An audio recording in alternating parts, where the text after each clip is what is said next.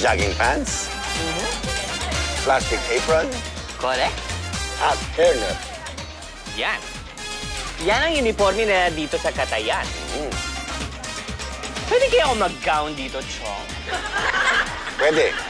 Kaya lang, baka saksak ang abutin mo dito.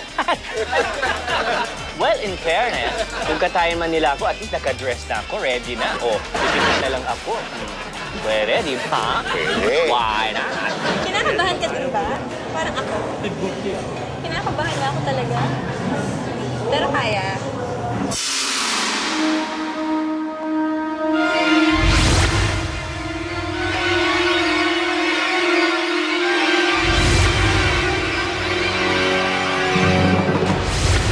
Nang pumasok na ang baka, Oo naman siya.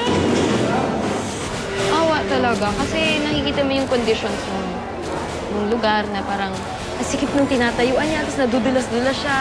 Sa pagkatay, iginigya ang baka sa daan papunta sa lugar ng pagkakatayan sa kanya.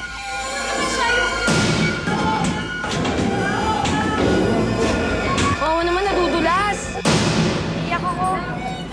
Wait lang! Ayoko.